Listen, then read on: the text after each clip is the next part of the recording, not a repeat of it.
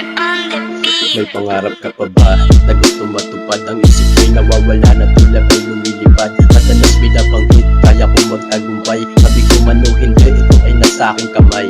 Mag-aral na mabuti, iwasan ng barkada. Mga payo ng magulang, yan ang laging paalala. Minsan ay wala, kinalimutan ng pangarap. Makilala kong ambisyon, yun ang lagi kong hinahanap. Sinuway ko na si ina at nakaaway si ama. Para sa akin, hindi na uso ang paggalang sa kanila. Humahaba ng aking sungay, kakaiba takbo ng buhay, aking sarili. Ang bukod tangi, ang siyang tangi magpapatunay. Malinis na konsensya, nabahiran ng dumi at maling paniniwala. Nakala ko'y guni-guni, aking isipan ay nilason. Sarili ko'y nilamon, bawat usok ay pagsubok na siyang hadlang sa aking pagbangon.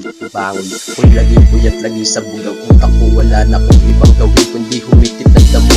Ubus ng aking pera, hingi uli ka Ermat. Wala kang silbi, ang sigaw sa akin ni Erpat. Ako'y laging hubad, laging palaboy lang sa kanto. Laging nakatatak pangalan ko sa mga dyaryo. Mga braso at kamay, di ko malang maigalaw. Yoko na pagod ako, yan ang palagi kong sigaw. Ako daw ay salot sa lipunan, pinanindigaw ko na. Mabigas ng daw ako, problema lagi ang dala na dahil lang sa mga bagay na aking inaakala. Para bang nakatakda na pipilitin mong makuha.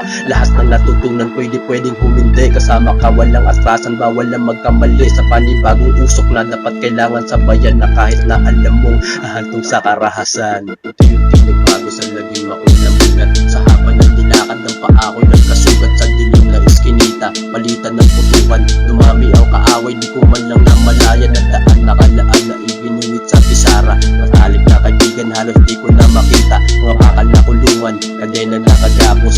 Ang aking isipan ay binalotan ng takot. Lahat ay ginawa, ngunit unti-unti lumabo. Para putik na hinalo sa kumukulong dugo ko. Sumigaw na pabulong, dahan-dahan humaktaw. Ngunit di ko matakasan ng lagim nakaabang. Gusto ko mang baguhin ang aking alaman. Kalimutan ng sakit, ngunit huli na ang lahat. Sa kwento na kailangan ng patnubay sa bawat isa. Na hindi lahat ng bagay ay nagbibigay saya.